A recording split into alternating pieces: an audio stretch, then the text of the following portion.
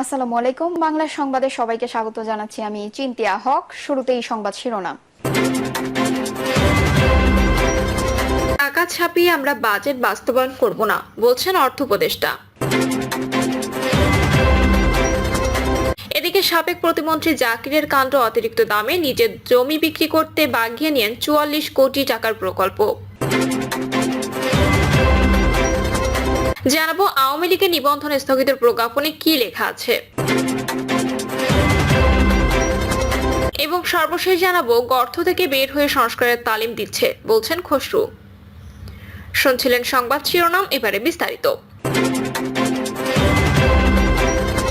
টাকা ছাপিয়ে আমরা বাজেট বাস্তবায়ন করব না, বলছেন অর্থ উপদেষ্টা। নতুন অর্থবছরের বাজেটে অত্যন্ত বাস্তব ভিত্তিক বার্ষিক উন্নয়ন কর্মসূচি নেওয়া হবে জানিয়ে অর্থ উপদেষ্টা ডক্টর সালেউদ্দিন আহমেদ বলেছেন, ব্যাংক থেকে ধার করে টাকা ছাপিয়ে আমরা বাজেট বাস্তবায়ন করব না, ধার করে বড় বড় মেগা প্রকল্প করব না, জাতীয় রাজস্ব বোর্ড বিভক্ত করায় রাজস্ব আদায়ে কোনো প্রভাব পড়বে কিনা সাংবাদিকদের এমন এক প্রশ্নের উত্তরে অর্থ উপদেষ্টা বলেন, রাজস্ব আদায়ে কোনো প্রভাব পড়বে না। ইতিমধ্যে রাজস্ব আদায় গতবারের তুলনায় 2% বেশি রয়েছে। খুব হতাশাব্যঞ্জক না, আমি আরো এক্সপেক্ট করছি অ্যাটলিস্ট গতবারের তুলনায় কম হবে না। তিনি বলেন, মোটামুটি বাজেটটা আমরা বাস্তবায়ন করব, বিরাট একটা গ্যাপ নিয়ে করব না। প্রকল্প এডিপি বাস্তবায়ন করব অত্যন্ত বাস্তব ভিত্তিতে। বড় বড় মেগা প্রজেক্ট নিয়ে ধার করে ডেফিসিট দিয়ে এগুলো করব না। ব্যাংক থেকে ধার করে টাকা ছাপিয়ে আমরা বাজেট বাস্তবায়ন করব না। কিছুটা তো ডেফিসিট থাকবে, সেটা পূরণ করতে আমি নেগোশিয়েট করছি। আমরা IMF বিশ্ব ব্যাংকের সঙ্গে প্রজেক্টের ব্যাপারে কথা বলছি, সেটা মোটামুটি এখন সাকসেসফুল। গতকাল একটি অধ্যাদেশ হয়েছে যেটার মাধ্যমে 53 বছরের NPR ভেঙে গেল। বলা হচ্ছে, কাস্টম ট্যাক্স ক্যাডারে যারা কর্মকর্তারা তারা লম্বা সময় ধরে আন্দোলন করেছিলেন, তাদের মতামত উপেক্ষা করে এই অধ্যাদেশ করা হলো। বিষয়টি কি সেরকম? সাংবাদিকদের এমন প্রশ্নের উত্তরে অর্থ উপদেষ্টা বলেন, অধ্যাদেশটা ভালো করে পড়ে দেখেন, তাদের স্বার্থ সম্পূর্ণরূপে সংরক্ষিত আছে। পলিসি একটা ডিভিশন হবে, এটা অত্যন্ত ছোট একটা ডিভিশন। অতএব NBR এর দুশ্চিন্তা করার কোনো কারণ নেই। NBR থাকবে, NBRটা যেভাবে আছে কতগুলো টার্মস অফ রেফারেন্স হিসেবে। তিনি বলেন, এটা ইন্টারন্যাশনাল প্র্যাকটিস পলিসি ডিভিশন আর ইমপ্লিমেশন ডিভিশন এক থাকে না, সব দেশে আলাদা থাকে। কারণ পলিসি ডিভিশনটা প্রফেশনাল লোক দিয়ে কাজ করতে হয়, অর্থনীতি, পরিসংখ্যক, দেশের জিডিপি এগুলো সম্পর্কে ধারণা থাকতে হয়। আর NBR করবে এটা ইমপ্লিমেন্ট। এখন NBR যদি পলিসিও করে, মানে যাদের কাজ কেবল আদায় করে, এটা একটা কনফ্লিক্ট অফ ইন্টারেস্ট থাকে। আমি পলিসি করলাম, আমি আবার লোক দিয়ে আদায় করলাম। তিনি আরো বলেন, অত্যন্ত চিন্তা করে এটা করা হয়েছে, ওদের সঙ্গে যে আলাপ করিনি তা না। আমার যদি মনে করেন NBR এর হাজার হাজার লোকের সঙ্গে আলাপ করতে হবে তা না, যারা মেম্বার সদস্য ডেফিনেটলি তাদের সঙ্গে আলাপ হয়েছে। ওদিকে আবার প্রশাসনের লোকেরা কিছু মন্তব্য আছে, তাদের সঙ্গে আলাপ হয়েছে। সাবেক প্রতিমন্ত্রী জাকিরের কাণ্ড, অতিরিক্ত দামে নিজের জমি বিক্রি করতে বাগিয়ে নেন 44 কোটি টাকার প্রকল্প। বাজার মূল্যের চেয়ে বেশি দামে সরকারের কাছে নিজের ও আত্মীয় স্বজনদের জমি বিক্রির পরিকল্পনা করে নিজের এলাকায় একটি প্রাথমিক শিক্ষক প্রশিক্ষণ ইনস্টিটিউট স্থাপনের প্রকল্প হাতে নিয়েছিলেন সাবেক প্রতিমন্ত্রী জাকির হোসেন। এটি স্থাপিত হলে অন্য জমির দামও বেড়ে যাবে, পাশাপাশি বাড়ি ভাড়া, ব্যবসা প্রতিষ্ঠান স্থাপন সহ নানাভাবে লাভবান হবেন প্রতিমন্ত্রীর কাছের লোকজন। এমন ষড়যন্ত্রের সত্যতা মেলায় অসমাপ্ত রেখে প্রকল্প শেষ করা হচ্ছে। তবে এই প্রকল্পের সঙ্গে যুক্ত কর্মকর্তারা বরাবরের মতোই থাকছেন ধরাছোঁয়ার বাইরে, কেননা পরিকল্পনা কমিশন থেকে শুধু প্রকল্প বাতিল করেই দায় সারা হচ্ছে। পরিকল্পনা কমিশন জানায়, বর্তমান অন্তর্বর্তীকালীন সরকার দায়িত্ব নেওয়ার পর উন্নয়ন প্রকল্প অনুমোদন, পরিচালনা এবং অর্থ বরাদ্দে ব্যাপক কড়াকড়ি আরোপ করেছে। পুঙ্খানুপুঙ্খ যাচাই বাছাই করে দেখা হচ্ছে সত্যিকারী জনগণের স্বার্থে নাকি রাজনৈতিক উদ্দেশ্য পূরণে প্রকল্পগুলো হাতে নিয়েছে পতিত সরকার। এই কার্যক্রমের মধ্যেই ধরা পড়ে কুড়িগ্রাম জেলার রৌমারী PTI স্থাপন প্রকল্পটি। এই ব্যয় ধরা হয়েছিল 43 কোটি 90 লাখ টাকা।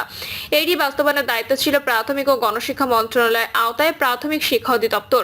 2023 সালে জুলাই থেকে 2025 সালে জুনের মধ্যে একটি বাস্তবায়নের কথা, কিন্তু শুরু থেকে জমি অধিগ্রহণ নিয়ে অভিযোগ ওঠে। চলতি অর্থ বছরের বার্ষিক উন্নয়ন কর্মসূচিতে প্রকল্পের আওতায় বরাদ্দ দেওয়া হয় 3 কোটি 36 লাখ টাকা। এরই মধ্যে আওয়ামী লীগ সরকারের পতনের পর বর্তমান সরকারের আমলে ADP সংশোধনের জন্য প্রকল্পের বরাদ্দ বাড়িয়ে ধরা হয় 10 কোটি টাকা, কিন্তু এখনো উল্লেখযোগ্য কোনো টাকা টাকা খরচ হয়নি। এ অবস্থায় 4 মার্চ পরিকল্পনা কমিশনের আর্থ সামাজিক অবকাঠামো বিভাগ থেকে প্রকল্পটি অসমাপ্ত রেখে সমাপ্ত করতে প্রাথমিক শিক্ষা অধিদপ্তরকে চিঠি দেওয়া হয়। এটি পাওয়ার পর গত 1 এপ্রিল প্রাথমিক শিক্ষা অধিদপ্তর থেকে প্রাথমিক ও গণশিক্ষা মন্ত্রণালয়কে চিঠি দেয়। এসব চিঠির পরিপ্রেক্ষিতে প্রকল্পটি বাতিলের সিদ্ধান্ত নেওয়া হয়েছে। 13 এপ্রিল এ সংক্রান্ত একটি চিঠি পরিকল্পনা কমিশনকে দিয়েছে প্রাথমিক ও গণশিক্ষা মন্ত্রণালয়। নাম প্রকাশ না করার শর্তে পরিকল্পনা কমিশনের দায়িত্বশীল এক কর্মকর্তা জানান, প্রকল্প ঘিরে নানা অনিয়ম দুর্নীতির আশঙ্কার খবর আসে কমিশনের কাছে। সেসব যাচাই বাছাই করে সাবেক প্রতিমন্ত্রীর অসৎ উদ্দেশ্য সম্পর্কে নিশ্চিত হওয়া গেছে। বিশেষ করে ওই স্থানে নতুন একটি পিটিআই এর প্রয়োজন আছে কিনা সেটি নিয়েও প্রশ্ন দেখা দিয়েছে। এজন্য সরকারের বিপুল অঙ্কের টাকা অপচয়ের হাত থেকে বাঁচতে এমন সিদ্ধান্ত নেওয়া হয়েছে।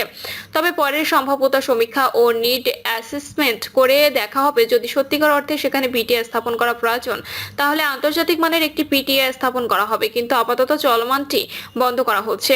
খোঁজ নিয়ে জানা যায় কুড়িগ্রাম সদরে বর্তমানে একটি পিটিআই আছে। এরপরও সাবেক প্রতিমন্ত্রী জাকির হোসেন তার নিজ উপজেলা রৌমারীর নিজ গ্রামে নতুন একটি পিটিআই স্থাপনের উদ্যোগ নেন।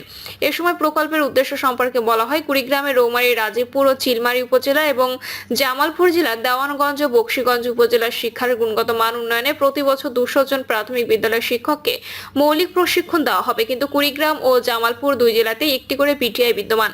যে স্থানে পিটিআইটি নির্মাণ করার কথা সেখানে উঁচু ও নিচু দুই শ্রেণীর জমি আছে। পিটিআই এর জন্য প্রয়োজনীয় পুরো 4 একর জমি যদি উঁচু ধরা হয় তাহলে সর্বনিম্ন দাম হতে পারে 1,30,00,000 টাকা, কিন্তু জমির মূল্য দেখানো হয়েছে 3,98,76,000 টাকা। এক্ষেত্রে অতিরিক্ত ধরা হয়েছিল 2,68,76,000 টাকা, অর্থাৎ প্রকৃত দামে 3 গুণ অতিরিক্ত ধরা হয়েছিল। সেই সঙ্গে নিজ এলাকায় হওয়ায় ভূমি উন্নয়নে বেশি খরচ দেখানো হয়। এ খাতে ব্যয় ধরা হয়েছিল 1,51,59,000 টাকা।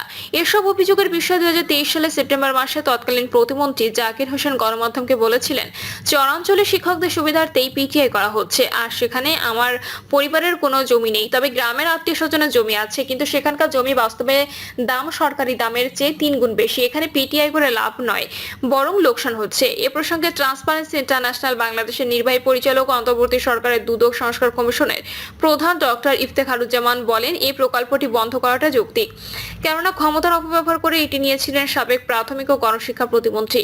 এই কারণে বন্ধের বিকল্প হয়তো পরিকল্পনা কমিশনের হাতে ছিল না, তবে শুধু বন্ধ করলেই হবে না, এর শুরু থেকে যারা যুক্ত ছিলেন সবাইকে জবাবদিহিতার আওতায় আসতে হবে। তিনি আরো বলেন, পরিকল্পনা কমিশন প্রকল্পটি বাতিলের মধ্য দিয়ে এটি প্রমাণিত হয়েছে যে প্রকল্পটিতে দুর্নীতি, অনিয়ম এবং ক্ষমতার অপব্যবহার হয়েছিল।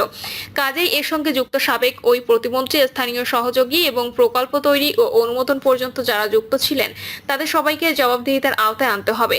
চলমান প্রকল্পে দুর্নীতি ও অনিয়ম প্রসঙ্গে পরিকল্পনা উপদেষ্টা ডক্টর ওয়াহিদ উদ্দিন মাহমুদ সম্প্রতি বলেন, আমি খুঁটিয়ে খুঁটিয়ে দেখছি চলমান কোন কোন প্রকল্পের কোন ধরনের অনিয়ম ও দুর্নীতি রয়েছে। এসব কয়েকটি প্রকল্প নিয়ে বর্তমানে কাজ করছি। আওয়ামী লীগের নিবন্ধন স্থগিতের প্রজ্ঞাপনে কি লেখা আছে? রাজনৈতিক দল হিসেবে আওয়ামী লীগের নিবন্ধন স্থগিত করে প্রজ্ঞাপন জারি করেছে নির্বাচন কমিশন। প্রজ্ঞাপনে বলা হয়েছে, যেহেতু গণপ্রজাতন্ত্রী বাংলাদেশ সরকারের স্বরাষ্ট্র মন্ত্রণালয় SRO নম্বর 137 আইন 2025 তারিখ 12 মে 2025 মূল্যে সরকার সন্ত্রাস বিরোধী অধ্যাদেশ 2025 এবং সন্ত্রাস বিরোধী আইন 2009 এর ধারা 18 এর 1 এ প্রদত্ত ক্ষমতা বলে আন্তর্জাতিক অপরাধ ট্রাইব্যুনালে বাংলাদেশ আওয়ামী লীগ এবং এর সব অঙ্গ সংগঠন, সহযোগী সংগঠন ও ভ্রাতৃপ্রতিম সংগঠনের নেতাকর্মীদের বিরুদ্ধে বিচার কার্য সম্পন্ন না হওয়া পর্যন্ত বাংলাদেশ আওয়ামী লীগ এবং এর সব অঙ্গ সংগঠন, সহযোগী সংগঠন ও ভ্রাতৃপ্রতিম সংগঠন কর্তৃক যে কোনো ধরনের প্রকাশনা, গণমাধ্যম, অনলাইন ও সামাজিক যোগাযোগ মাধ্যমে যে কোনো ধরনের প্রচারণা, মিছিল, সভা, সমাবেশ, সম্মেলন আয়োজন সহ যাবতীয় কর্মকাণ্ড নিষিদ্ধ ঘোষণা করেছে।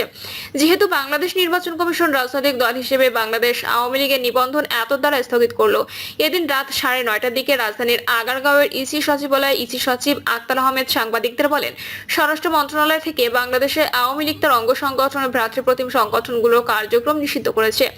তার ধারাবাহিকতায় নির্বাচন কমিশন সিদ্ধান্ত নিয়েছে যে আওয়ামী লীগের নিবন্ধন স্থগিত করা হলো। কিসের উপর ভিত্তি করে এই নিবন্ধন স্থগিত করা হলো জানতে চাইলে ইসি সচিব আক্তার আহমেদ বলেন, স্বরাষ্ট্র মন্ত্রণালয়ের যে প্রজ্ঞাপন তার ধারাবাহিকতায় আমরা এটা করেছি। এর আগে বাংলাদেশ আওয়ামী লীগ এবং এর সব অঙ্গ সংগঠন, সহযোগী সংগঠন ও ভ্রাতৃপ্রতিম সংগঠনের নেতাকর্মীদের আন্তর্জাতিক অপরাধ ট্রাইব্যুনালে বিচার কার্যক্রম না হওয়া পর্যন্ত তাদের যাবতীয় কার্যক্রম নিষিদ্ধ করে প্রজ্ঞাপন জারি করে অন্তর্বর্তী সরকারের স্বরাষ্ট্র মন্ত্রণালয়। প্রিয় দর্শক, এই ছিল এখনকার সর্বশেষ সংবাদ। আপডেট সব সংবাদ পেতে চ্যানেলটি সাবস্ক্রাইব করে বেল আইকনটি ক্লিক করে রাখুন।